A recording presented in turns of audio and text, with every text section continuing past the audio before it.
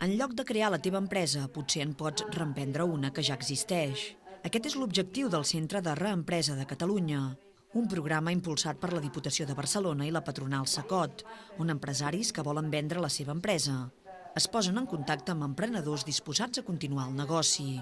És una manera de consolidar el teixit empresarial del territori a través d'un mercat de compra i venda d'empreses. El que pretén és ser un punt de trobada, un mercat, per comprar i vendre negocis petits.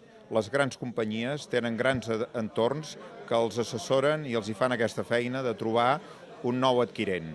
En el nostre cas, ens dirigim en el gruix del teixit empresarial de Catalunya.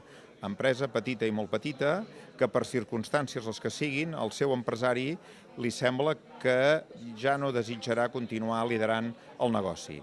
Aquestes motivacions poden ser des de l'edat fins, en molts casos, temes de decisió vital. A partir d'aquí s'ofereix una oportunitat a que algú ho pugui agafar i en pugui fer el seu propi negoci. L'Ajuntament de Manresa s'ha incorporat a aquest programa i a partir d'aquest mes de febrer disposarà d'un punt d'atenció al CEDEM, el Centre de Desenvolupament Empresarial, ubicat al Palau Firal. Des d'allà s'oferirà assessorament tant als empresaris que volen vendre el seu negoci com als reemprenedors que volen donar-li continuïtat. Nosaltres oferim els serveis de promoció econòmica perquè es puguin trobar el cedent i el possible nou empresari que vol donar continuïtat a un negoci i iniciar una activitat empresarial que ja tenia una antiguitat.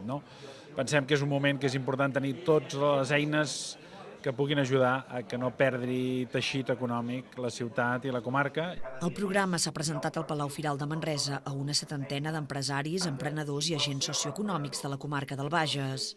El Centre de Reempresa de Catalunya va aconseguir l'any passat tancar 72 casos de reempreses, amb més de 200 llocs de treball assignats i més de 4 milions d'euros invertits.